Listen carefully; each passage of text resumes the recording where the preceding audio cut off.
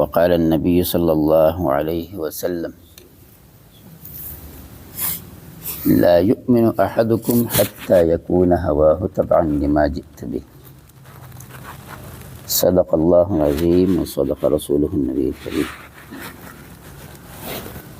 درود شریف سارے ایک دفعہ پڑھ لے۔ اللہم صلی علی محمد وعلی آل محمد کما صلیت علی ابراہیم وعلی آل ابراہیم انک حمید مجید۔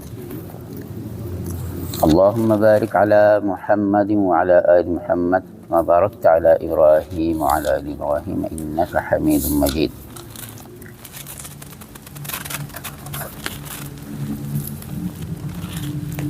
سیرت کے موضوع پر پچھلے پروگرام میں جو بات ہوئی تھی اس کے کوئی پہلو کسی کو یاد ہے کہ ہم نے کس بات کی بات کی؟ تو سیرت کے حوالے سے جو بات ہوئی تھی اس حوالے سے کوئی بات ذہن میں نہیں ہے؟ سیاسی اخلاقی اور معاشی حالات پر بحث کی گئی تھی۔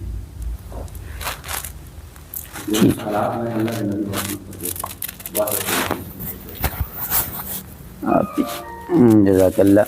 تحریک اسلامی کے کارکن کے لیے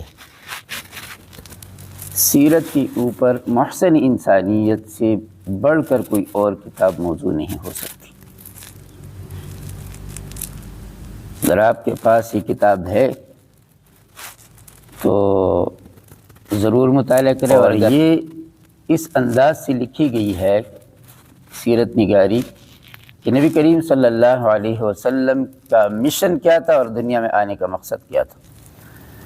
نبی کریم صلی اللہ علیہ وسلم یعنی سیرت کا مطالعہ کرنے سے پہلے نبی کریم صلی اللہ علیہ وسلم کے کام کا واضح تصور جو ہے کیا ہے ہمارے ذہنوں کے اندر ہونا چاہیے کہ جس کام کے سر انجام دہی کے لیے نبی کریم صلی اللہ علیہ وسلم اس دنیا میں تشریف لائے، یہ واضح طور پر ہمارے ذہن میں ہونا چاہیے کہ آپ صلی اللہ علیہ وسلم کس لیے اس دنیا میں آئے تھے۔ ایک واعظ تھے، ایک ناصح تھے، ایک جنگجو تھے، ایک حکمران تھے، کیا جانا وہ مشن تھا ان کا اور کس حیثیت سے وہ اس دنیا کے اندر تشریف لائے تھے؟ تو پہلی بات تو یہ ہے کہ انسانیت کا وہ کیا تھا؟ نجات دہندہ تھے۔ کیا تھے؟ نجات دہندہ۔ اب یہ ایک ایسا جملہ ہے کہ جس کے اندر آپ پوری زندگی نہیں پورے عالم کو سمو سکتے ہیں۔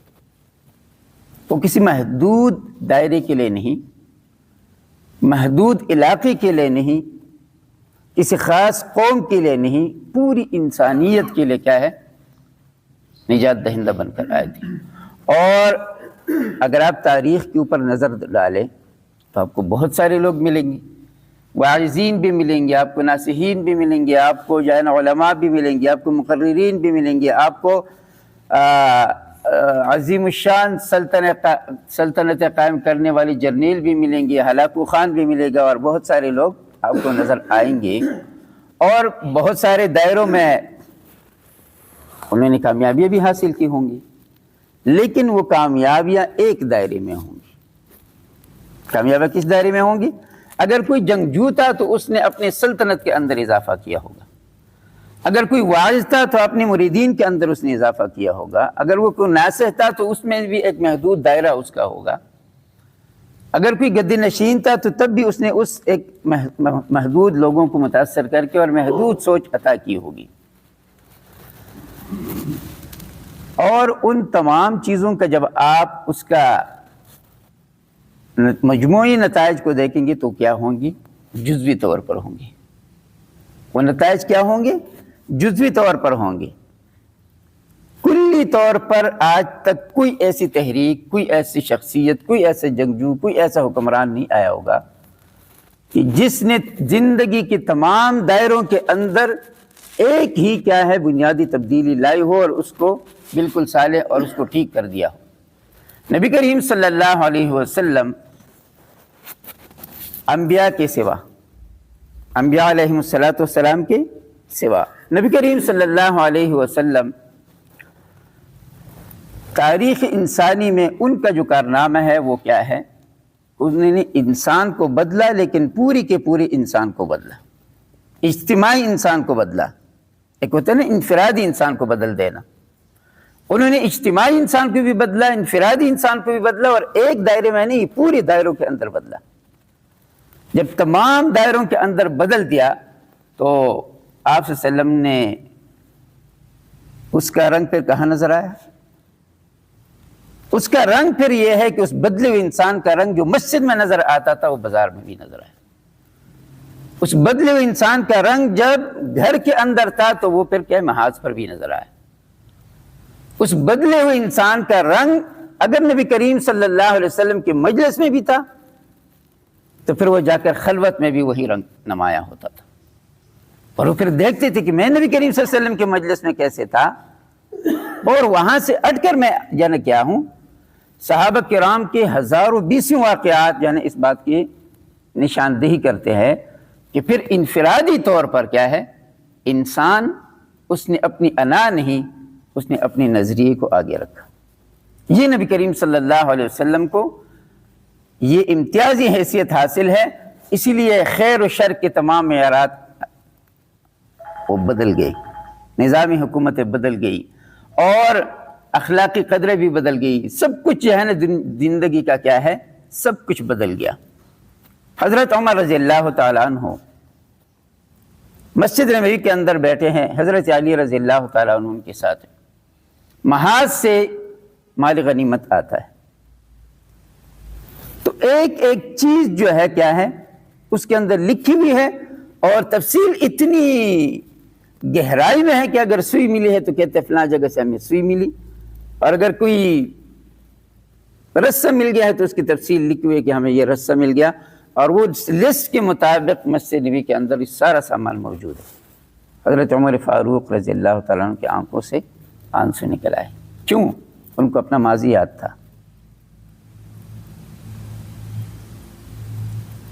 اسی طرح حضرت عمر رضی اللہ تعالیٰ عنہ جب رات کی تاریکی میں گشت کرتے ہیں تو ایک خاتون دودھ میں پانی اس لیے نہیں وہ ملانا چاہ رہی ایک لڑکی کہ اس کا اندر کا انسان بدلا ہوا تھا، اس کے لیے پھر پہرےدار کی ضرورت نہیں پڑی. اسلام میں چوکیدار کی ویکنسی نہیں ہے. کس معنی میں کہہ رہا ہوں؟ اس نظام کی نگرانی کے معنی میں کہہ رہا ہوں. اس چوکیدار کے نہیں جو مسجد کی جو ہے نا وہ سرحدوں کی حفاظت کرتے ہیں کہ کوئی غیر آدمی جو ہے نا سرحدی حوالے ایسی نقصان نہ کرے. چوکیدار کی ضرورت کیا ہے؟ پھر اس معاشرے کے اندر اس کو چوکیدار کی ضرورت نہیں پڑی، پھر اس کے اندر کا جو ضمیر تھا وہ کیا ہے سب سے بڑا چوکیدار بن گیا تھا. یہ نبی کریم صلی اللہ علیہ وسلم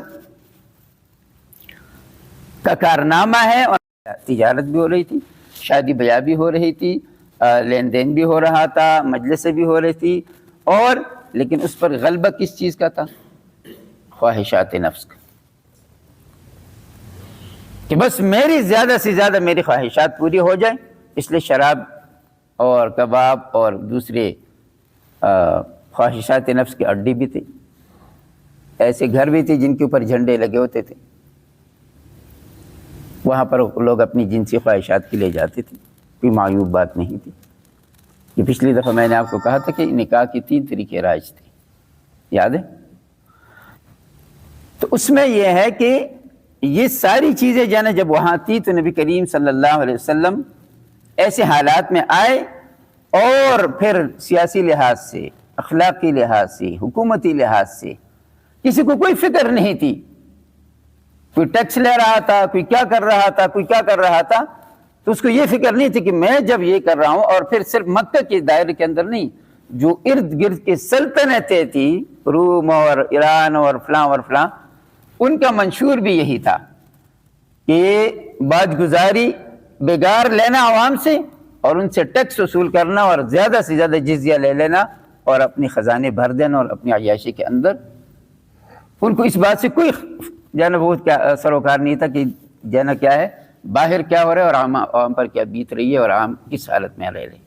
اسی طرح اندھیر نگری اس وقت بھی تھی، لیکن اس وقت کی اندھیر نگری اپنی عروج پر تھی. اور جس کو بھی اس معاشرے کے اندر اگر کسی کو اقتدار ملتا، مثلا کوئی ایک جنگجو تھا، تو اس کی ساری تگ و دو، سارا انحصار کس بات پہ ہوتا تھا کہ میں زیادہ سے زیادہ دوسری سلطنت کا حصہ کیا ہے قبضہ کر لوں. جب وہاں جاتا تھا تو تباہی پھیلا دیتا تھا، لوگوں کو قتل کر دینا، اموال کا زیادہ سے زیادہ جمع کر دینا، خواتین اور لوگوں کو غلام بنا دینا اور خواتین کو لونڈیاں بنا دینا ان کا مشغلہ تھا۔ اور پھر اس پر فاتحانہ انداز، ان کو یہ بھی پتہ نہیں تھا کہ میں آ گیا ہوں، اب یہ میری رعایا ہے تو میرے ان کے ساتھ کیا سلوک ہونا چاہیے، میرے سلطنت کے اندر آگے ہے تو ان کے ساتھ نہیں۔ فصلوں کو آگ لگا دیا، جانوروں کو جانے تباہ و برباد کیا، لوگوں کو قتل و غارت، بچوں کو، خواتین کو، بزرگوں تک کو، کسی کو جانے نہیں چھوڑا جاتا تھا۔ اپنی دہشت، اپنی وحشت اور اپنا رعب جمانے کے لیے یہ سارا کچھ ہوتا تھا، قطع نظر اس سے کہ اس کا معاشرے کے اوپر، عام فرد کے اوپر اور دوسرے لوگوں کے اوپر اس کا کیا اثر ہوتا ہے۔ تو اس وجہ سے یہ دور انتہائی تاریک دور تھا، اس لحاظ سے بھی، سیاسی لحاظ سے بھی کیا تھا، یہ دور انتہائی تاریک دور تھا۔ اور نبی کریم صلی اللہ علیہ وسلم ان حالات کے اندر جب تشریف لاتے ہیں تو اس میں آپ صلی اللہ علیہ وسلم کا جو زمانہ تھا وہ کیا تھا؟ آپ صلی اللہ علیہ وسلم کے لیے زمانہ جو اللہ تبارک و تعالیٰ نے چن لیا وہ زمانہ بھی بہترین تھا اور مقام بھی بہترین تھا۔ اور اس کے ساتھ ساتھ آپ صلی اللہ علیہ وسلم کے لیے جو وقت، مقام اور علاقہ منتخب کیا وہ کیا تھا؟ انہیں وقت کو دیکھیں کہ قبائلی سسٹم تھا، اور وہ قبائلی سسٹم عالمی تجارتی اس کی وجہ سے آہستہ آہستہ ختم ہونے لگا تھا، لیکن اس وقت اپنے عروج پر تھا۔ اور آپ صلی اللہ علیہ وسلم کے لیے یہ دور سب سے زیادہ یہ نظام اس لیے سب سے زیادہ موزوں تھا کہ جہاں سیاسی نظام مضبوط ہو، حکومت موجود ہو، وہاں پھر ایسی تحریکیں مشکل سے کیا ہے آگے بڑھتی ہیں۔ جس طرح بہت سارے انبیاء علیہم السلام تھے کہ جب ان کا سامنا کسی حکمران سے ہوا تو انہوں نے ان کو قتل کرنے سے بھی دریغ نہیں کیا، لیکن قبائلی سسٹم میں جتنی بھی مخالفتیں ہو سکتی تھی اس سطح کی مخالفت نہیں ہو سکتی تھی جو ایک ریاست کے مقابلے میں۔ مثلا یہ ہے کہ آج اگر آپ مسلح جدوجہد کرنا چاہیں یا کوئی ایسی تحریک کرنا چاہے جو اس نظریے کے خلاف ہو، یا آپ جا کر ہندوستان کے اندر اپنی جانب اس کو کرنا چاہے، تو ہمارے لیے کیا ہوں گی؟ مشکلات کہیں گنا زیادہ ہوگی، بجز اس کے کہ جہاں پر حکومت نہ ہو پر قبائلی سسٹم ہو، یہاں ایک قبیلہ رہتا ہے، وہاں دوسرا رہتا ہے، وہاں تیسرا رہتا ہے۔ تو اس قبائلی سسٹم کے تحت اللہ تبارک و تعالیٰ نے اس کے لیے اس کا انتخاب کیا، اور مقامی دعوت بھی بہت بہترین، اس لیے کہ اس وقت جتنی بھی مختلف ممالک تھے، تجارت کی، ایران ہو گیا اور یہ سارے جتنے بھی، تو وہ سارے کے سارے عرب سے، مکہ، مدینہ اور یمن اور صنعاء اور جدہ اور ینبوع وغیرہ سے گزرتے تھے۔ تو آپ صلی اللہ علیہ وسلم کے لیے ایسے مقام کا کہ جس سے پوری دنیا میں بیک وقت آپ صلی اللہ علیہ وسلم کی کمیونیکیشن جو ہے اور آپ صلی اللہ علیہ وسلم کے پیغام پوری دنیا میں پھیل رہا تھا۔ جہاں بھی جاتے تھے لوگ تو کہتے تھے کہ عرب کے اندر، مکہ کے اندر ایک بندہ اٹھا ہے اور وہ یہ بات کرتا ہے۔ یہ باتیں ہر طرف جو ہے نا کیا ہے پھیل گئی تھی، اور اس سے موزوں ترین جگہ اور کوئی نہیں ہو سکتی تھی کہ جس سے پیغام کو پوری دنیا کے اندر پہنچایا جا سکے۔ اس لیے اللہ تبارک و تعالیٰ نے آپ صلی اللہ علیہ وسلم کے لیے، کیونکہ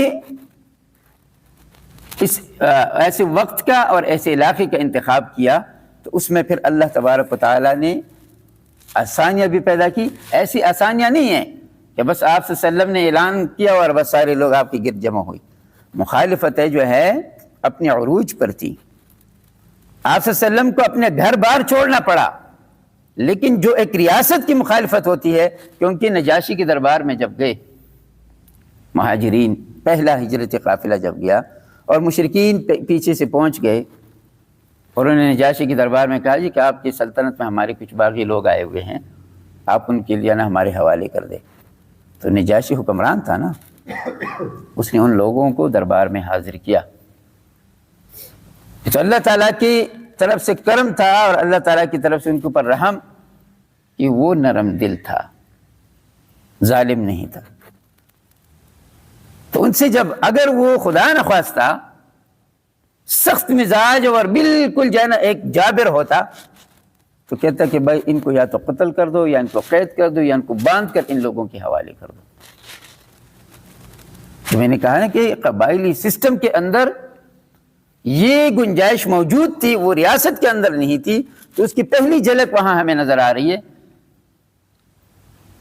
کہ نجاشی کے دربار میں جیسے ہی پہنچو جانا وہاں پہنچے تو پھر اس کے لیے کیا ہے وہ، لیکن انہوں نے اس کی اجازت دی اور ان کو کہا جی کہ یہ جو بات کر رہے ہیں ٹھیک کر رہے ہیں، ان کو یہاں کوئی کچھ نہیں کہہ سکتا. ان کو پناہ مل گئی. یہ بہترین جو ہے نا آپ صلی اللہ علیہ وسلم کے لیے دعوت کے لحاظ سے، اور پھر اس سرزمین کے اندر چاروں طرف انبیاء علیہ السلام کی سرزمینیں تھیں. کچھ نہ کچھ چرچا تھا انبیاء کا، عیسیٰ علیہ السلام کا، باقی تمام انبیاء علیہ السلام کا، لوط علیہ السلام کا. اور بعض علاقے تو ایسے تھے جس پر اللہ کا عذاب آیا ہوا تھا، وہ علاقے بھی ان لوگوں کو پتہ تھا کہ فلاں علاقہ ہے اور فلاں موقع پر یہاں اللہ کا عذاب آیا اور فلاں. تو یہ آسمانی اور نبوت کے ساتھ ان کا کچھ نہ کچھ کیا ہے تعلق موجود تھا. اور جو حضرت خدیجہ رضی اللہ تعالیٰ عنہ نے نبی کریم صلی اللہ علیہ وسلم کو ان کے پاس لے کر گئے تھے، اپنے چچیرے بھائی ورقہ بن نوفل کے پاس، تو انہوں نے کیا کہا تھا؟ یہ تو وہی پیغام ہے، یہ تو وہی فرشتہ ہے جو کس کے پاس آتا تھا؟ حضرت موسیٰ علیہ السلام کے پاس. اور پھر ایک سفر کے دوران جب ایک راہب نے یہ پیشن گوئی کی تھی کہ اس بچے کو آپ سفر پر نہ لے کر آیا کریں، اس کے اندر جو آثار ہے، اس کے اندر جو نشانیاں ہیں، یہ عام انسان سے ہٹ کر ہے. تو انبیاء علیہ السلام کے ساتھ ان لوگوں کا کچھ نہ کچھ روحانی اور پھر خود بیت اللہ شریف بھی کیا تھا؟ ابراہیم علیہ السلام اور اسماعیل علیہ السلام کی تعمیر کردہ مرکز تھا، اور جو پورے عرب کے اندر ایک مقدس ترین جگہ تھی. اس کے ساتھ یعنی یہ بات سمجھا دینا کیا تھا؟ اور زیادہ آسان ہو گیا تھا کہ ہاں اللہ تعالیٰ کی طرف سے کوئی نبی آ سکتے ہیں. وہی کا تصور ان کے اندر موجود تھا، انبیاء کا تصور موجود تھا. اس لحاظ سے اللہ تبارک و تعالیٰ نے ایسے علاقے کا انتخاب کیا. اور پھر انسانی مواد جو اللہ تبارک و تعالیٰ نے، اس پر پچھلے حوالے سے میں نے بات کی تھی پچھلے پروگرام میں، لیکن جزءاً اس کا جو ہے تھوڑا سا ذکر کر دوں گا کہ فطرت کے قریب ترین لوگ تھے. فطرت کے بہت زیادہ تکلفات والے نہیں تھے، سادہ لوگ تھے اور سادہ زندگی، قبائلی اور بدوانہ زندگی گزار رہے تھے. ایسے لوگ، ایسا معاشرہ، ایسا علاقہ، وہ پھر اللہ تبارک و تعالیٰ کی فطرت، کیونکہ دین اسلام فطری دین ہے، اس کی طرف اس کا میلان کیا ہے؟ جلدی ہو سکتا تھا.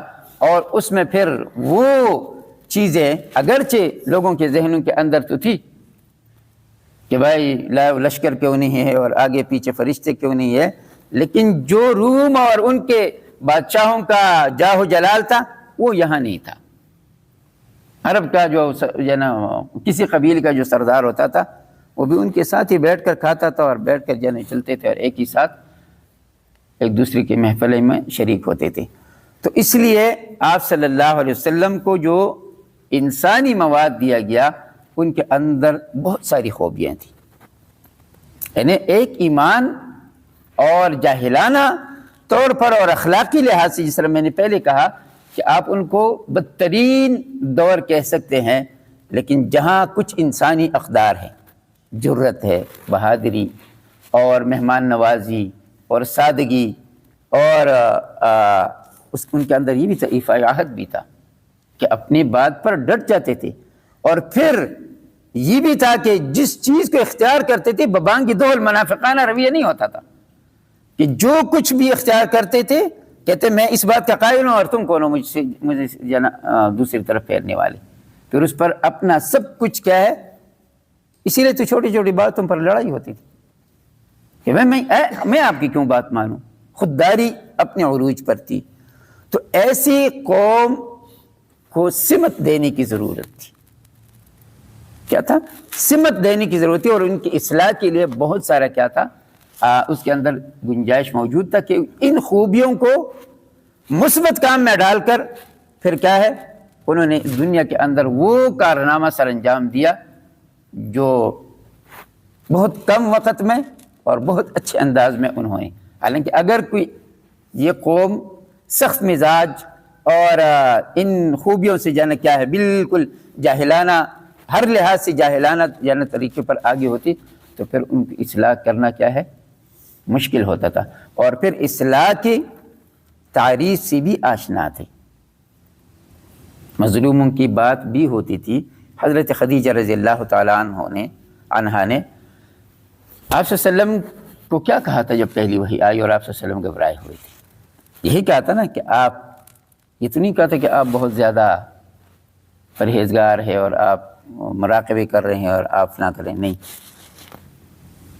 اب یتیموں، بیواؤں اور مظلوموں کے کیا ہے، ساتھی ہیں۔ تو اس وقت یہ تصور بھی موجود تھا، اور آپ صلی اللہ علیہ وسلم اس کے لیے فکر مند بھی ہوتے تھے، اور آپ صلی اللہ علیہ وسلم نے اس کے لیے بڑا غور و فکر بھی کیا تھا۔ آپ صلی اللہ علیہ وسلم کا ذہن بھی اس طرف تیار تھا کہ غار حرا میں جو آپ صلی اللہ علیہ وسلم جاتے تھے اور ایک ایک ہفتہ اور 3 4 دن وہاں رہتے تھے، کیا وہ مشاہدہ کرتے، کائنات کا مشاہدہ کرتے تھے کہ بھائی مراقبہ اللہ تبارک و تعالیٰ، وہ سوچ اور فکر کہ میں اس دنیا میں ہوں، مجھے کیا کرنا ہے، میری کیا ذمہ داری ہے، اس دنیا کے اندر 2 انسان ہے، ایک دوسرے کے اوپر ہاتھ اٹھاتا ہے، کیوں اٹھاتا ہے، پھر مظلوم کو انصاف کیوں نہیں مل رہا، یہ ساری، کیونکہ یہ ساری چیزیں فطرت کے ساتھ تعلق رکھتی ہے نا، چاہے جتنا بھی بڑا ظالم ہو لیکن وہ فطرت سے ہٹ نہیں سکتا، انصاف کے بعد پھر بھی وہ کرے گا، اگرچہ انصاف کا دشمن ہوگا لیکن بات انصاف کی ضرور کرے گا۔ اسی لیے آپ صلی اللہ علیہ وسلم نے یہ انسانی مواد کیا تھا، ہر لحاظ سے ارتقاء کا قدم آگے بڑھانے کے لیے کیا تھا، بے چین تھا۔ ان کو خود نجات دہندہ چاہیے تھا، کوئی راہبر چاہیے تھا، کوئی رہنما چاہیے تھا کہ ان کو کسی سمت میں ڈال دے۔ تو یہ مذہبی لحاظ سے بھی یہود ان کے ساتھ جو ہے نا وہ کرتے تھے، مذہبی برتری جو ہے نا وہ ان کے اوپر جماتے تھے، اور وہ اس سے دبے ہوئے تھے، اور وہ بھی چاہتے تھے کہ ہم، اسی لیے وہ کہتے تھے کہ ایک نبی، آخری نبی آنے والا ہے، اور جب وہ آئے گا تو ہم کیا کریں گے، تمہاری ایسی کا تیسی کر دیں گے۔ لیکن جب وہ بنو اسحاق سے بنو اسماعیل میں آیا، یہاں ان کی ضد آ گئی، تو قریش نے اس پر ایمان لانے میں پہل کر دی۔ وہ مرتبہ جو وہ کہہ رہے تھے کہ اس کے انتظار میں بیٹھے تھے، وہ مرتبہ قریش کو مل گیا۔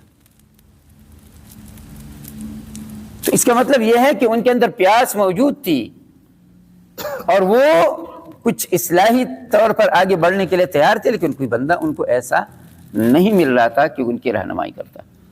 تو یہ ساری چیزیں نبی کریم صلی اللہ علیہ وسلم کی دعوت کے لیے کیا تھی، موضوع تھی، اور پھر آپ صلی اللہ علیہ وسلم نے اس کے لیے اللہ تبارک و تعالیٰ نے ایسے وقت میں ان کو مبعوث کرایا۔ اب آپ صلی اللہ علیہ وسلم نے جو آغاز کیا وہ کیا کیا، ایک انقلابی کلمے سے کیا، ایک انقلابی کلمے سے، لا الہ الا اللہ محمد رسول اللہ۔ آپ صلی اللہ علیہ وسلم نے یہ کام بغیر کسی اعتقاد، کسی نظریے اور کسی نقش فکر کے بغیر نہیں کیا۔ اس میں نے کہا نا، مبہم جذبہ نہیں تھا، اس کے لیے آپ صلی اللہ علیہ وسلم نے بڑی کوشش کی۔ کوئی مجنونانہ، کوئی وقتی، کوئی جذباتی نعرہ نہیں تھا کہ بس میں اٹھا اور میں اصلاح کرنا چاہتا ہوں۔ اس کے پیچھے پوری آپ صلی اللہ علیہ وسلم کی 40 سالہ کیا تھی، زندگی تھی، غور و فکر کی۔ اور اس میں آپ صلی اللہ علیہ وسلم اس کے اصلاح اور اس کے فساد کی تمام چیزوں پر آپ صلی اللہ علیہ وسلم نے اس پر اپنے دماغ کو لڑایا تھا کہ اس کی اصلاح کیسے ہو سکتی ہے اور فساد کیا چیز ہے، فساد کس چیز کا نام ہے۔ اس لیے آپ صلی اللہ علیہ وسلم سب سے پہلے اس معاشرے کے لیے کیا ہے، رحمت بنے۔ نبوت سے پہلے بھی لوگ آپ کن دو خوبیوں سے جانتے تھے؟ صادق اور امین۔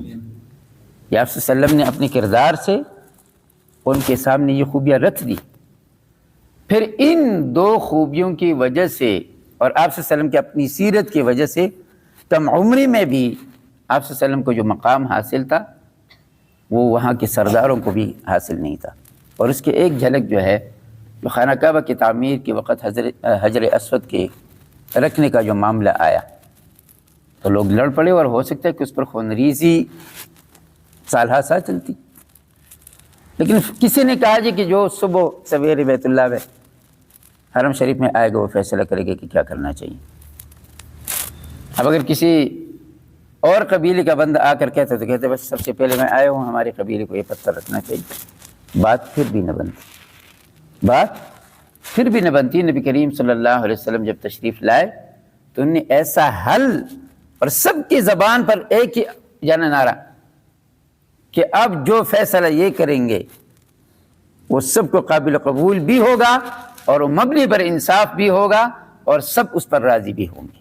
اور آپ صلی اللہ علیہ وسلم نے عملی طور پر کر کے دکھایا، کسی قبیلے کو کسی کو موقع نہیں دیا، بلکہ سب کو کہا گیا کہ جانا کیا ہے، ایک چادر میں اس پتھر کو اٹھاؤ، اور خاص اس جگہ پر یہ سعادت بھی اللہ تبارک و تعالی نے نبی کریم صلی اللہ علیہ وسلم کے حصے میں لائی کہ آپ صلی اللہ علیہ وسلم نے اس پتھر کو اپنے دست مبارک سے رکھا۔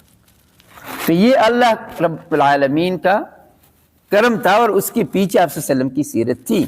ایسا نہیں ہے کہ یہ قائد اٹھے اور کہا کہ یہ میں اللہ کا نبی ہوں اور بس، اس کے لیے اللہ تعالیٰ نے ان کو تیار بھی کیا، اور بچپن سے آپ صلی اللہ علیہ وسلم کے اندر ایسی خوبیاں اور خصلتیں تھیں کہ جو لوگوں کے عام لوگوں سے کیا تھی، ہٹ کر تھی۔ اسی طرح لا الہ الا اللہ کا جو کلمہ ہے یہ لفظی پہلو سے تو انتہائی مختصر ہے، لیکن معنوی لحاظ سے بے حد عمیق ہے۔ الہ کا مطلب کیا ہے؟ الہ کا مطلب یہ ہے کہ اس طاقت یا ہستی کو کہتے ہیں جس کی غلامی کی جائے، جس پر آدمی والہانہ طور پر فدا ہو، جس کی عظمت مان کر پرستش کرے، جس کی تحمید و تقدیس بھی کرے اور جس کی گن گائے، جس کی تسبیح بھی کرے، جس کے سامنے نظر و نیاز بھی پیش کرے اور جس سے خطرہ بھی محسوس کرے، اس کی ناراضگی کیا ہو، خطرہ بھی محسوس کرے۔ تو یہ سارے تصورات کے ساتھ اللہ کے رسول صلی اللہ علیہ وسلم نے یہ نعرہ بلند کیا، اور اس سے پہلے اس نعرے کی کیفیت کیا تھی؟ الوہیت کتنے درجوں میں بٹ گئی تھی، کتنے حصوں میں بٹ گئی تھی، جس کو جو مقام ملا وہ اپنے دائرے کے اندر خدا بنا بیٹھا تھا۔ ابو جہل خدا نہیں تھا، نعوذ باللہ، یعنی جتنا اس کا بس چلتا تھا تو اپنے اس دائرے کے اندر وہ خدا بنا ہوا تھا۔ غریبوں سے چیز لے لیتا تھا، پھر کہتا نہیں دیتا پیسے، تو کون اس کا کوئی بگاڑ سکتا تھا؟ اور دوسرا اگر وہ اس کو کہتا، دوسرا سردار کہ ابو جہل کیا کر رہے، تو کہتے تم جو کرتے ہو، تم بھی تو اسی نظام کے علم بردار ہو نا، تم نے تو اپنے دائرے کی خدائی بنائی اور 313 اسی لیے تو رکھے ہوئے تھے۔ لیکن جب وہ ابو جہل ایک مہمان سے اونٹ نہیں جانا کیا ہے خریدتا اور پیسے نہیں دیتا، تو وہ کس کے پاس جاتا ہے؟ نجات دہندہ کون تھا؟ نبی کریم صلی اللہ علیہ وسلم کے پاس گئے تو آپ صلی اللہ علیہ وسلم نے ایک لمحے کا توقف کیا۔ کیوں؟ اس لیے کہ آپ صلی اللہ علیہ وسلم نے الوہیت کو اپنے لیے نہیں، الوہیت اللہ تبارک و تعالیٰ کے خوف خدا، اس لیے آپ صلی اللہ علیہ وسلم نے کسی کے ساتھ زیادتی کرتے تھے، نہ اپنی خدائی قائم کی تھی، نہ اپنا مرتبہ کو اس طرح رکھا ہوا تھا، بلکہ انسانیت کی احسان مندی اور محسن ہو کر آپ صلی اللہ علیہ وسلم سب کے لیے یکساں تھے۔ قحط پڑتا ہے مکہ میں، آپ صلی اللہ علیہ وسلم غلہ بھیج دیتے ہیں۔ کن کو غلہ بھیج دیتے ہیں؟ جنہوں نے آپ کو گھر سے نکالا ہے، جنہوں نے آپ کے قتل کے منصوبے بنائے۔ قحط سالے آتی ہے تو کس کے پاس جاتے ہیں کہ بارش کی دعا کریں؟ نبی کریم صلی اللہ علیہ وسلم کے پاس جاتے ہیں۔ اور کیا نبی کریم صلی اللہ علیہ وسلم انکار کرتے ہیں؟ نہیں، آپ صلی اللہ علیہ وسلم اللہ تعالیٰ سے دعا کرتے ہیں کہ جانا بارش ہو۔ تو یہ ساری چیزیں کیا ہے؟ یہ اس کلمے کی بنیاد پر کہ اللہ تبارک و تعالیٰ کی ساتھ تعلق کو جوڑنا ہے، اپنی الگ سے خدائی نہیں قائم کرنی، اپنی الگ سے خدائی نہیں قائم کرنی۔ اپنے لیے آپ صلی اللہ علیہ وسلم نے کوئی شاہی منصب یا کوئی الگ سا جانا وہ چیز نہیں کی تھی جس طرح دوسرے لوگوں نے کی تھی۔ لیکن نبی کریم صلی اللہ علیہ وسلم نے یہ، اور اس کلمے کا دوسرا جز کیا تھا؟ انسانی ہدایت اور تمدن کی اصلاح کے لیے کیا ہے؟ واحد ذریعہ سلسلہ نبوت ہے، جسے اللہ نے قائم کیا ہے، اور اصل علم وہ ہے جو اللہ وحی کے ذریعے سے دیتا ہے۔ اصل علم وہ ہے جو اللہ تعالیٰ وحی کے ذریعے سے، اور جس سے انسانی عقل کو سوچنے اور سمجھنے کے۔ آج کل جو ہمارے ہاں ایک یہ بھی رسم چلی ہے نا کہ علماء کو کسی پڑھے لکھ کے لوگوں میں کوئی شمار کرتا ہے، آپ بتائیں نا، علماء کو کوئی پڑھے لکھ کے لوگوں میں شمار کرتا ہے؟ پڑھا لکھا تو وہ ہے جس کے پاس میٹرک کی سند ہو، ایف اے کی ہو، بی اے، ایم اے کی اور پی ایچ ڈی کی ڈگری ہو۔ لیکن علم کس کو کہتے ہیں؟ علم قرآن و حدیث کا علم ہے، اور یہ باقی سارے کیا ہیں؟ اس کی جزیات ہے، اس کی شاخیں ہیں۔ اس سے انکار نہیں ہے، سائنس سے انکار نہیں ہے۔ آپ کیمسٹری پڑھیں، آپ بایولوجی پڑھیں، آپ فزکس پڑھیں، آپ میتھ پڑھیں، آپ جو مرضی کریں، لیکن اس کا سرچشمہ کیا ہے؟ وہ تو قرآن ہے۔ تو اسی لیے یہ بالکل بات واضح کر دی کہ میری مرضی نہیں چلے گی۔ نبی کریم صلی اللہ علیہ وسلم نے یہ نہیں کہا کہ اب چونکہ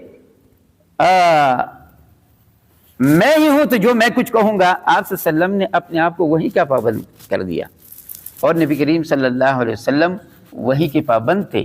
اور یہ بات اچھی طریقے سے مولانا محترم بیٹھے ہوئے ہیں کہ وحی کی دو قسمیں، آپ صلی اللہ علیہ وسلم جو قرآن سے ہٹ کر جو احادیث کی صورت میں، اور آپ صلی اللہ علیہ وسلم کے ارشادات کی صورت میں، یہ بھی وحی ہے، لیکن یہ وحی کیا ہے؟ خفی ہے۔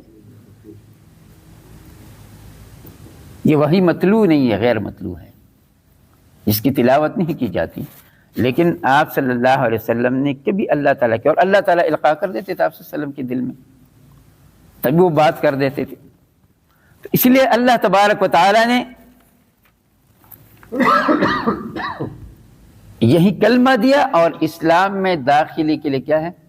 شرط اول رکھا کہ جو یہ پڑھے گا دروازہ یہ ہے، اسی دروازے سے سب کو آنا ہوگا۔ اور یہ پھر کیا ہے؟ یہ تحریک اسلامی کا سلوگن بن گیا۔ کیا بن گیا؟ سلوگن بن گیا کہ لا الہ الا اللہ، کلمہ توحید، کلمہ شہادت پڑھے بغیر کوئی اس تحریک میں شامل نہیں ہو سکتا۔ اور ہمارا مشن کیا ہے؟ کہ ہم اللہ تعالیٰ کی کبریائی، اللہ تعالیٰ کی بڑائی، اللہ تعالیٰ کی الوہیت کا اعلان کر رہے ہیں۔ ہمارا اپنا ذاتی مفاد نہیں، نہ ہم اپنی بڑائی کی بات کرتے ہیں، نہ کسی اور انسان کی بڑائی کی بات کرتے ہیں۔ بڑائی اگر ہے تو صرف اور صرف اللہ تعالیٰ کے لیے ہے، اور اس کا بھیجا ہوا پیغمبر اور رسول، اس کو اس بات کا اختیار ہے کہ جو کچھ بھی وہ کہیں گے اللہ کے حکم سے وہی حق ہے، وہی برحق ہے، اور اس کی مخالفت نہیں کی جائے گی۔ نبی کریم صلی اللہ علیہ وسلم کا نسب العین کیا تھا؟ ایک گول ہوتا ہے نا کہ میں نے ادھر تک پہنچنا ہے، پھر حکمت کے ذریعے سے اس گول کو حاصل کرنا، اچیو کرنا، اس کے لیے پھر تدبیر کرنا، پھر اس کو حاصل کرنے کے لیے تگدو کرنا، اور سارے وسائل کو بروکار لا کر اس ہدف کو حاصل کرنا کیا ہے؟ یہ ہے نسب العین۔ اور نبی کریم صلی اللہ علیہ وسلم کا نسب العین کیا تھا؟ اس سوال کا جواب نعیم صدیقی صاحب کہتے ہیں کہ ضرور ہونا چاہیے کہ حضور صلی اللہ علیہ وسلم کے پیش نظر تبدیلی کا دائرہ اور کام کا پیمانہ کیا تھا۔ تمدنی نظام میں حضور صلی اللہ علیہ وسلم کوئی جزوی اصلاح چاہتے تھے یا ہمگیر؟ دعوت مذہبی و اخلاقی تھی یا وہ سیاسی اہمیت بھی رکھتی تھی؟ بالفاظ دیگر تمدنی دائرہ میں نسب العین کیا تھا؟ اس سوال کا جواب خود قرآن نے بہت واضح انداز میں دیا، بڑی وضاحت کے ساتھ موجود ہے۔ اور جملہ انبیاء اور رسول کی بعثت کا مقصد یوں بیان کیا گیا ہے کہ اعوذ باللہ من الشیطان الرجیم، لقد ارسلنا رسلنا بالبینات وَأَنزَلْنَا مَعَهُمُ الْكِتَابَ وَالْمِيزَانَ لِيَقُومَ النَّاسُ بِالْقِسْطِ۔ ہم نے اپنے رسولوں کو روشن دلائل دے کر جس مقصد کے لیے بھیجا ہے اور جس غرض کے لیے بھیجا ہے اور جس غرض کے لیے ان پر کتابیں نازل کی ہے اور ان کو ضابطۂ حق کی میزان عطا کی ہے، وہ یہ ہے کہ لوگ انصاف پر قائم ہو جائیں، لوگ انصاف پر قائم ہو جائیں۔ بہت ہی صاف اور بالکل واضح بات ہے کہ انسانی زندگی کو نظام قسط کے سانچے میں ڈھالنا اور تمدن میں عملاً عدل و توازن پیدا کرنا۔ عدل و توازن ہر دائرے کے اندر، چاہے حکمران ہے، چاہے چرواہا ہے، چاہے گھر کا سربراہ ہے اور چاہے نوکر ہے، چاہے قاضی ہے اور چاہے کیا ہے، مجرم یا سائل ہے۔ زندگی کے تمام دائروں کے اندر کیا ہے، انصاف قائم ہو جائے۔ تو انصاف کیا ہے؟ ابوبکر صدیق رضی اللہ تعالیٰ عنہ جب امارت کا حلف اٹھاتے ہیں اور اگلے دن وہ بازار کا رخ کرتے اور عمر فاروق رضی اللہ تعالیٰ عنہ ان سے ملتے ہیں کہ امیر المومنین کہاں جا رہے، تو کیا کہتے ہیں کہ بازار جا رہا ہوں۔ کس لیے جا رہا ہوں؟ بچوں کے پیٹ پالنے کے لیے۔ انہوں نے کہا جب آپ بچوں کے پیٹ پالنے کے لیے بازار جا کر تجارت کریں گے تو سلطنت کے امور کون سنبھالے گا؟ تو اس نے کہا پھر بھوکا تو نہیں رہ سکتا، ہاں بھوکا نہیں رہ سکتا۔ تو انہوں نے کہا جی کہ پھر اس کا کوئی حل نکالتے ہیں۔ اور جب حل نکالنے کی باری آئی تو کیا کہا کہ امیر المؤمنین کا وظیفہ کتنا ہونا چاہیے؟ تو خود ابوبکر صدیق رضی اللہ تعالیٰ عنہ کہتے ہیں کہ مدینے کے ایک متوسط آدمی کے برابر مجھے اجرت دی جائے۔ تو عمر فاروق رضی اللہ تعالیٰ نے کہا کہ اس سے کام تو نہیں چلے گا۔ تو انہوں نے کیا جواب دیا؟ انہوں نے کہا اس کا مطلب یہ ہے کہ اگر اس کا گزارا نہیں ہوتا تو پھر اس کا بھی وظیفہ بڑھانا پڑے گا، پھر اس کا بھی وظیفہ بڑھانا پڑے گا۔ یہ ہے نظام قسط، انصاف کا اور عدل کا نظام۔ یہ نہیں ہے کہ میں 2 ہوں، میرا 2 لاکھ میں گزارا نہیں ہونا چاہیے، اور آپ کے 10 بچے ہیں، آپ کو 5,000 میں گزارا کر لینا چاہیے۔ ہاں یہ نعرہ ہم نے سنا کہ نہیں سنا کہ میرا 2 لاکھ میں گزارا نہیں ہو رہا، جبکہ میرے پیٹرول کا خرچہ نہیں ہے، میری گاڑی کا خرچہ نہیں ہے، میرے ٹیلی فون کا خرچہ نہیں ہے، میری سفر کا خرچہ نہیں ہے، میرے علاج کا خرچہ نہیں ہے، مجھے ساری سہولتیں ملی ہیں، مجھے الاؤنسز بھی مل رہے ہیں، اس کے باوجود 2 لاکھ میں میرا گزارا نہیں ہو رہا۔ اور آپ 5,000 میں 10 بندے گزارا کریں، اور وہ کیا کریں؟ آپ نے علاج بھی خود کرنا ہے، آپ نے پیٹرول بھی خود ڈالنا ہے، آپ نے بچوں کی تعلیم بھی خود کرنی ہے، آپ نے ان بچوں کو روٹی بھی دینی ہے، اور آپ نے ان بچوں کو کپڑا بھی دینا ہے، اور آپ اپنے رشتہ داروں کے ساتھ تعلقات بھی رکھنے ہیں، غمی خوشی میں شریک بھی ہونا ہے۔ اس کو کہتے ہیں انصاف۔ تو نظام عدل کے لیے نبی کریم صلی اللہ انبیاء علیہ السلام اس دنیا کے اندر آئے، اور پھر خود نبی کریم صلی اللہ علیہ وسلم کی بعثت کی نہایت غایت اور زیادہ صراحت سے بیان کی گئی، اور قرآن کریم کے اندر وہ بار بار آئی۔ مختلف پیراؤں کے اندر آپ صلی اللہ علیہ وسلم کے نسب العین کو اللہ تبارک و تعالی نے بیان کیا ہے، اور وہ کیا ہے؟ اعوذ باللہ من الشیطان الرجیم هو الذی ارسل رسولہ بالہدی ودین الحق لیظہرہ علی الدین کلہ ولو کرہ المشرکون، کہ وہی ہے اللہ جس نے اپنے رسول کو ضابطہ ہدایت دین حق دے کر اس غرض سے بھیجا ہے کہ وہ ہر دین کے مقابلے میں اس سے پوری زندگی پر غالب کر دے، اگرچہ یہ مشرکوں کو کتنا ہی ناگوار کیوں نہ ہو، تمام ادیان پر، لیظہرہ علی الدین کلہ۔ دنیا کے اندر رائج الوقت جتنے بھی زندگی گزارنے کے طریقے ہیں اور اصول اور جانو کیا ہے، ان سب کے اوپر اسلام کو کیا کر دیں؟ غالب کر دیں۔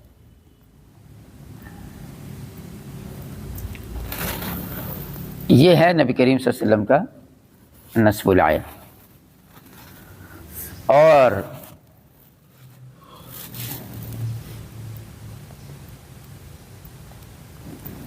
لوگوں کو یہ بات ناگوار گزرتی ہے کہ نہیں گزرتی؟ ہاں یہ بات ناگوار گزرتی ہے کہ نہیں؟ انڈیا کے اندر ہندو بدھ مت کیا کہتے ہیں، اس کے مذہب بدھ مت کہتے ہیں، بدھ مت ہے نا، بدھ مت نہیں، یہ ان کے اندر کیا ہے، ہندو مت نہیں،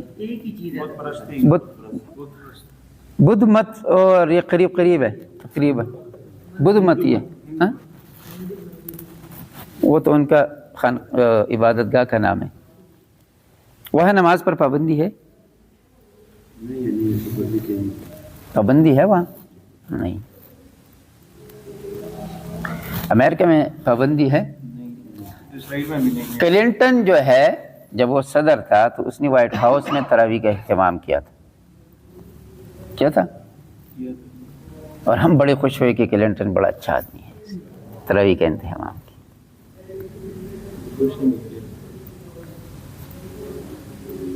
لیکن جو ڈنڈورا پیٹ رہے ہیں کہ جمہوریت جمہوریت جمہوریت، تو کتنا برداشت کیا مصر میں مرسی کو؟ کتنا برداشت کیا؟ مرسی تو کسی کے خلاف کوئی عزائم نہیں رکھتا تھا، صرف اپنے مصر کے اندر اصلاح چاہتا تھا اور اپنے طرف سے قربانی دے رہا تھا۔ سرکاری محل میں رہتا تھا؟ صدارتی محل میں رہتا تھا؟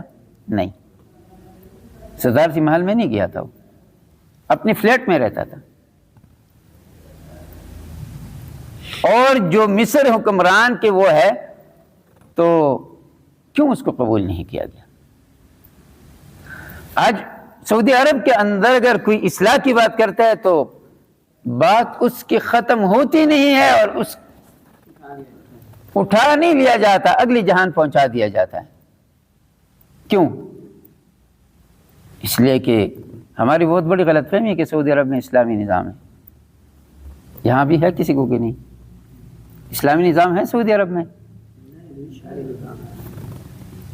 وہاں کچھ آپ کیا کہہ سکتے ہیں اس کو، کچھ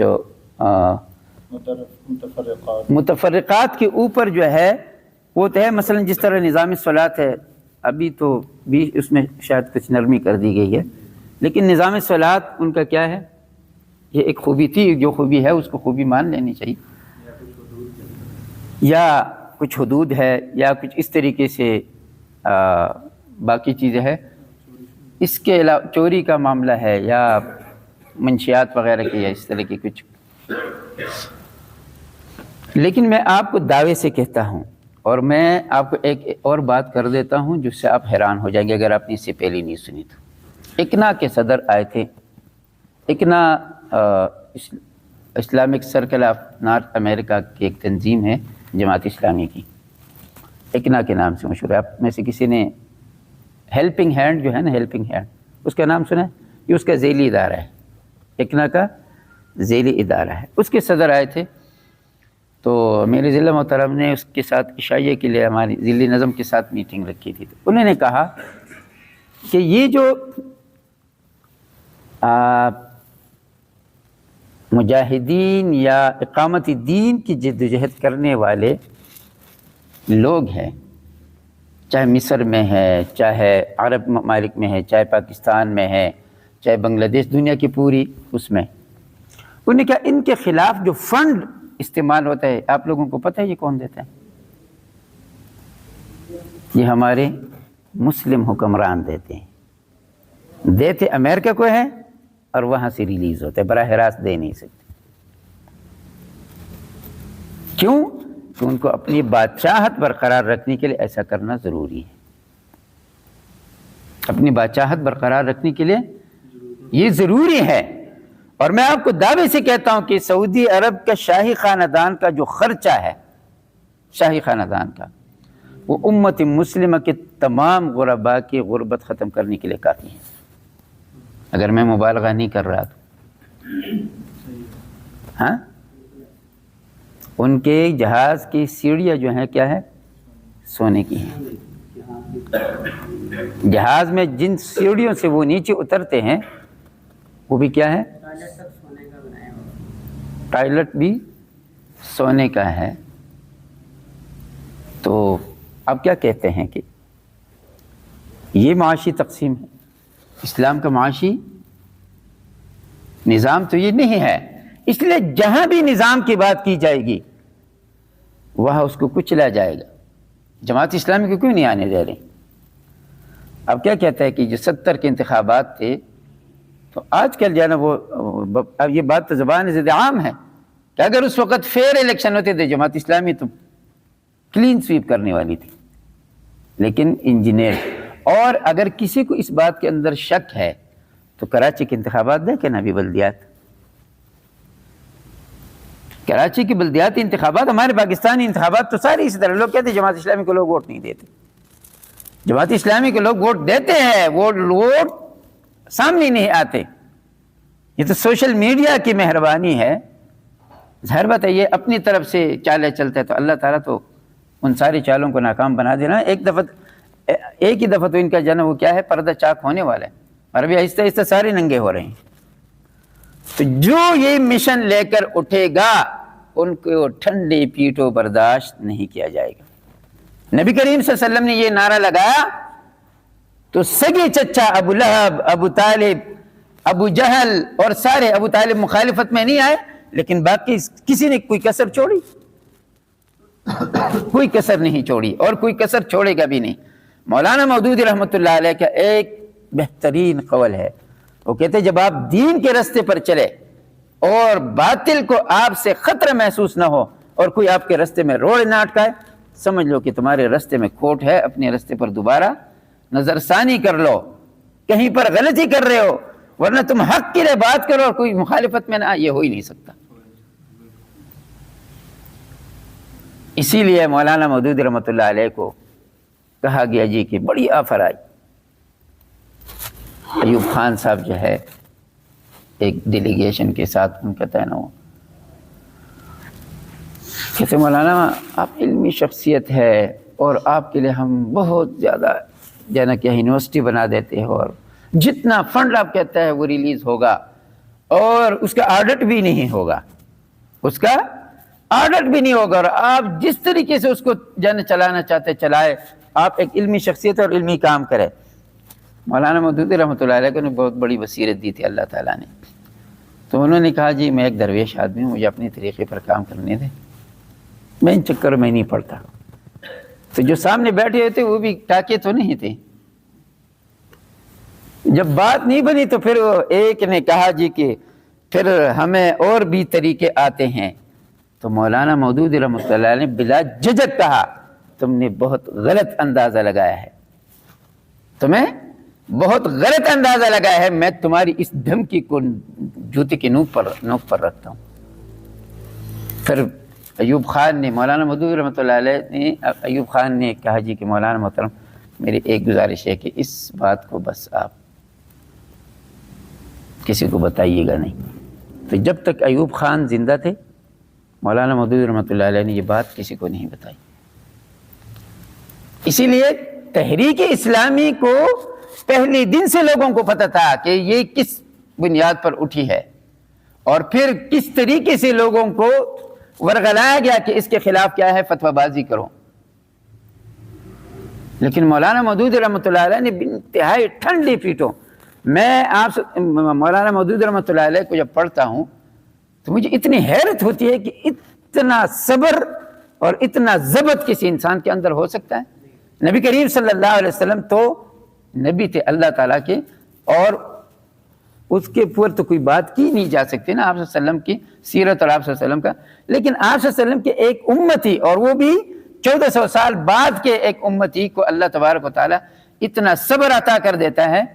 پہلے آپ جو ہے نا وہ سوالات کے جوابات دے دیتے تھے، لیکن جب لوگوں نے مولانا محترم کو انہی چکر میں الجھانا چاہا تو پھر مولانا نے وہ دروازہ بند کر دیا، انہوں نے کہا نہیں یہ اصلاح کا نہیں ہے، میری اصلاح نہیں ہے، یہ تنقید برائے تنقید ہے اور میرے پاس اس کے لیے وقت نہیں ہے۔ پھر انتہائی جامع الفاظ میں مولانا مودودی رحمۃ اللہ علیہ نے کیا کیا، ہماری دعوت کا آخری جملہ کیا ہے؟ ہمارے 4 نکات ہے جماعت اسلامی کی، اس کا آخری جملہ کیا ہے؟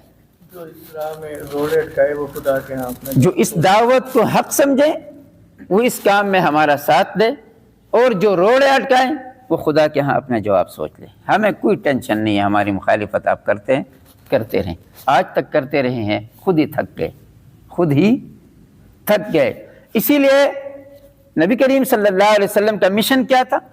یہ تھا، اور آپ صلی اللہ علیہ وسلم نے ان ابتدائی دور میں، اور پھر اس کے بہت سارے مراحل آئے۔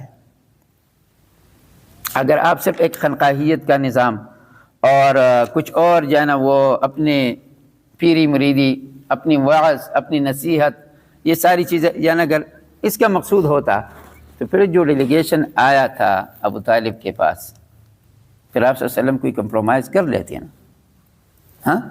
لیکن کیا آپ صلی اللہ علیہ وسلم نے کوئی کمپرومائز کیا؟ پھر نہیں کیا نا۔ کیا جواب دیا؟ ابو طالب نے کیا کہا تھا کہ میرے لیے مشکلات نہ پیدا کرو، بوڑھا ہو گیا ہوں۔ ہاں، بہت بڑا سہارا تھے ابو طالب، بڑی دیوار تھے، اور ان کے ہوتے ہوئے کسی کو جرت نہیں ہو سکتی تھی کہ آپ صلی اللہ علیہ وسلم کے اوپر براہ راست جو ہے نا وہ آ جائے۔ لیکن ابو طالب نے بھی کہا کہ میرے لیے مزید مشکلات نہ پیدا کریں، تو آپ صلی اللہ علیہ وسلم نے ان کی بھی غلط فہمی دور کر دی، ان کی بھی غلط فہمی دور کر دی، اور فرمایا کہ ایک ہاتھ پہ سورج دوسرے پہ چاند رکھے، اپنی بات سے باز نہیں آؤں گا، یا اس دعوت کو لے کر اپنی منزل تک پہنچا دوں گا، یا اس راستے میں اپنی جان دے دوں گا۔ یہی نبی کریم صلی اللہ علیہ وسلم کا مشن تھا، اور اس کا انداز نہ فلسفیانہ تھا نہ کوئی اور تھا، بلکہ ایک داعی کی طرح زندگی کی تمام دائرے کیا ہے؟ تبدیل ہو گئی، کوئی فرد اندر سے جانے کیا ہے؟ بدل گیا، اندر سے انسان بدل جائے اور اس دعوت کے ذریعے سے بدل جائے۔ نبی کریم صلی اللہ علیہ وسلم کی اس سیرت کے ذریعے سے جو انسان بدل جاتا ہے، پھر دنیا کی طاقتیں اس کے اوپر اثر انداز نہیں ہو سکتی۔ سید قطب شہید رحمہ اللہ کو جب پھانسی گارڈ لے کر گئے، اور پھانسی کا پھندا پہلانے والا جو ہے نا وہ بندہ جب اس کے رس سے ٹیٹ کر رہا تھا اور آپ کے چہرے مبارک پر جو ہے نا وہ رکھ رہا تھا وہ ٹوپی، تو اس نے کہا کلمہ پڑھو، تو سید قطب شہید رحمہ اللہ ہنس پڑے۔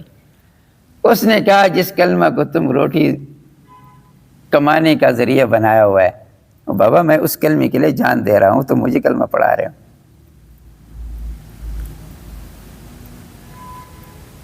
مولانا مودود رحمۃ اللہ علیہ کو بھی اس پھندے تک پہنچایا کہ نہیں؟ پہنچایا گیا کہ نہیں؟ ٹھیک ہے، سزائے موت نہیں، موت سزا صبح سزا ہونے والی تھی، اور اس کوٹلی کے اندر پہنچا دیے گئے تھے۔ لیکن اس وقت اس کا جو پیرادار تھا وہ کیا کہتا تھا؟ کہتا میں نے آج تک ایسے انسان نہیں دیکھا کہ جس کو صبح سزائے موت ہونے والی ہو اور وہ رات کو سو کر خراٹے لے رہا ہو۔ کتنا اطمینان نصیب ہوتا ہے سیرت کا مطالعہ اس انداز سے کرنے سے۔ پھر چاہے وہ کمراٹ کا محمد علی ہو کہ اس کے سامنے بریف کیس کھولا جائے، اللہ تعالیٰ اس آزمائش سے ہمیں بچا دے، ہاں، کہ بریف کیس کھولا جائے اور 7 کروڑ سامنے پڑے ہو، اور کہتے یار ایک خفیہ ووٹ ہے، آپ کو کوئی پتہ بھی نہیں چلے گا۔ اس نے کہا یہ کام نہیں کر سکتا، اپنی ضمیر کو نہیں بیچ سکتا۔ یہ سیرت کا یہ مطالعہ انسان کے اندر یہ تبدیلی لے کر آتی ہے کہ پھر انسان دنیا کی اس ساری لالچوں کو ٹھوکر مار کر، آپ نے بات جو ہے نا وہ ختم کرتا ہوں کہ سید منور حسن رحمہ اللہ، ان کے کپڑے جو ہے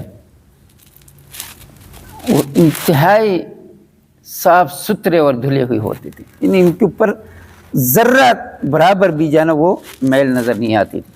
لیکن ان کے یہ جو پانچے ہیں ان کے گھر والوں کے ہاتھوں سے جو ہے نا وہ سلائی ہوئی، یعنی ایک دفعہ یہ سلائی پھٹ جائے نا تو انہوں نے کہا جی کہ ابھی یہ گزارا چل جاتا ہے، اور ہاتھ کی سلائی سے زر پرستی انسان سے کیا ہے؟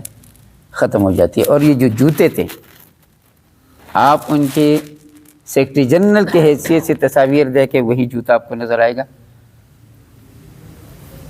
اور جب وہ امارت کے منصب سے سبکدوش ہو کر ایئرپورٹ جا رہے تھے تو آپ ان کے پاؤں دیکھے تو وہی جوتا آپ کو نظر آئے گا۔ پھر انہوں نے دنیا داری کو اور یہاں مال و دولت کو اس کو اپنا نصب العین نہیں بنایا، بلکہ اپنی مشن کے لیے کام کیا، اور اس مشن میں انہوں نے کہا جی کہ جو ضرورت مجھے ہے، یہاں اسلام آباد میں ان کا ایکسیڈنٹ ہو گیا اور کپڑے پھٹ گئے، تو کسی نے جا کر فوراً کپڑے لائے، دو تین جوڑے لائے، تو انہیں ایک جوڑا پہنا اور باقی وہاں اسپتال میں گئے اور دوسرے مریضوں کو دے دی۔ میری ضرورت اتنی تھی، بس رو پڑے، کہتے میرا ایک جوڑا پھٹ گیا، اللہ تعالیٰ نے دو تین دیے۔ پھر یہ انقلاب اندر کے اندر کا جو انقلاب ہے، یہ جب انسان کا دل پھر جاتا ہے، پھر دنیا کی کوئی طاقت اس کے اوپر اپنا اثر نہیں دکھاتی۔ اس لیے صحابہ کرام رضوان اللہ علیہم اجمعین بڑے بڑے مارکوں سے گزرے، وہ کوئی ایسا نہیں تھا کہ وہ دنیا سے بالکل بے رغبت تھے، بہترین تجارت کرتے تھے، لیکن اس کو مقصدی زندگی نہیں بنایا۔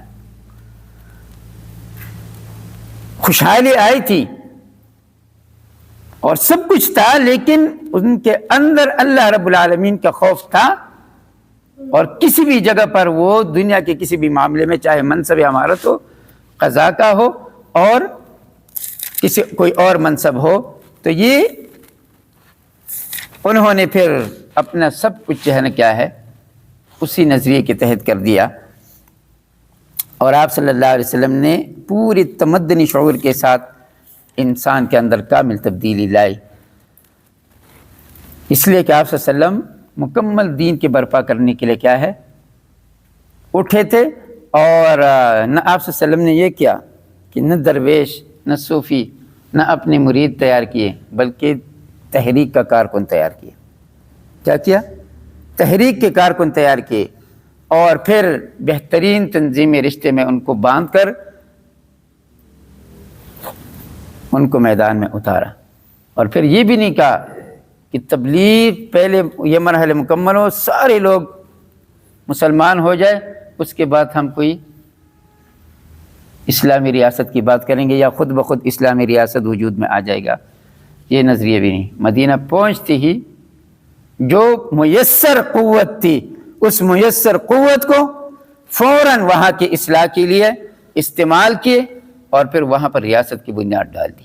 لِيُظْهِرَهُ عَلَى الدِّينِ كُلِّهِ کے لیے جو طریقہ کار تھا کہ مکہ کے اندر جو افرادی قوت تیار ہوئی تھی، اور جو مدینہ کے اندر جو قوت آئی تھی، چونکہ وہاں پر سیاسی مخالفت اس انداز میں نہیں تھی، جا کر وہاں ایک لمحہ ضائع کیے بغیر آپ صلی اللہ علیہ وسلم نے وہاں ریاست کی بنیاد ڈالی، اور پھر اس کے لیے اس بنیاد پر جانے کیا ہے جو مکہ کا دعوت کا انداز ہے اور مدینہ کا دعوت یکسر تبدیل ہے۔ وہاں بحیثیت حکمران آپ صلی اللہ علیہ وسلم نے دعوت کا کام کیا، پھر لوگوں کے فیصلے بھی کرتے تھے، پھر لوگوں کے مسائل بھی حل کرتے تھے، اور صرف یہ نہیں کہا کہ آپ کی نماز درست ہے اور آپ کی زکوٰۃ نہیں۔ لوگ آئے، انہوں نے کہا جی یہودی ہمیں تنگ کرتے ہیں، کیونکہ بازار تو یہودیوں کا تھا نا، تو انہوں نے کہا جی کو ہمیں تنگ کرتے ہیں، اور ہمارے جناب وہ ساتھ زیادتی کرتے ہیں اور چھیڑتے بھی ہے، اور کبھی سودا دیتے بھی نہیں ہے، اور یہ کرتے۔ آپ صلی اللہ علیہ وسلم نے متبادل مارکیٹ بنوائی۔ کیا کیا؟ متبادل مارکیٹ بنائی۔ جب متبادل مارکیٹ بنائی تو وہاں تو صحابہ کرام جو ہے نا دکاندار بن گئے۔ تو جب صحابہ کرام دکاندار تھے، ان کا اخلاق، ان کا طرز عمل لوگوں کے ساتھ، پھر ناپ تول کے اندر جو ان کی راست بازی تھی، اور پھر ملاوٹ سے پاک اور صاف ستھری، اور جو چیز جس قیمت کے ہے اسی قیمت پر دینا، پھر لوگوں کا دماغ خراب تھا کہ ان چوروں اور ڈاکوؤں سے وہ چیز لیتے تھے، تو ان کے بازار ویران ہو گئے، وہ خود پریشان ہو گئے۔ اسی لیے متبادل فراہم کرنا یہ اسلامی ریاست کی ذمہ داری ہے۔ معاشی طور پر بھی لوگوں کے مسائل حل کرنا یہ ریاست کی ذمہ داری ہے، اور آپ صلی اللہ علیہ وسلم نے ایک لمحہ ضائع کیے بغیر وہاں پر اس کا بھی اہتمام کیا. اگر کسی کے اوپر ظلم معاہدہ کیا نا کہ آپ کے اوپر کوئی چڑھ دوڑے گا تو میں آپ کا ساتھ دوں گا، ہماری طرف کوئی آئے گا تو آپ کریں گے، کم از کم اندرونی ماحول تو پرامن بنا دیا نا. اسی لیے ایک سیاسی قوت اور ایک اسلامی ریاست کی ذمہ داری ہے کہ وہ زندگی کے تمام شعبوں کے لیے کیا کرے، منصوبہ بندی کرے اور ہر طرف ان کی نگاہ ہو. مسجد میں کبھی لیٹ نہیں، کبھی ایک نماز نہیں چھوڑی، کبھی بھی ایک نماز نہیں چھوڑی، کبھی تہجد نہیں چھوڑے، کبھی ازواج مطہرات کے حقوق میں ذرا برابر بھی کیا ہے کمی نہیں کی، کبھی اپنے بچوں کو ٹائم دینے اور ان کی تربیت سے غافل نہیں رہے، لیکن کبھی بھی میدان جہاد سے غافل نہیں رہے، کبھی بھی اسلامی ریاست کے حکمران کی حیثیت سے غافل نہیں رہے، اور کبھی بھی ایک پڑوسی کی حیثیت سے، ایک شریک کی محفل کی حیثیت سے اور ایک شریک سفر کی حیثیت سے کبھی بھی آپ صلی اللہ علیہ وسلم نے اپنے آپ کو امتیازی حیثیت نہیں دی. یہ تھا نبی کریم صلی اللہ علیہ وسلم کا وہ ترہ امتیاز جس کے ذریعے سے آپ صلی اللہ علیہ وسلم نے ان لوگوں کا کایا پلٹ دیا. انشاءاللہ اگلے لیکچر میں، اگلے اس مطالعے کے اندر ہم آپ صلی اللہ علیہ وسلم کے دوسرے پہلو کو کہ آپ صلی اللہ علیہ وسلم کا شخصیت کیا تھی اس پر ہم انشاءاللہ اگلے مطالعہ کریں گے. اور اس کے بعد جس طریقے سے جو ترتیب ہے مکی دور پر بھی 2-3 پروگراموں میں بات ہوگی.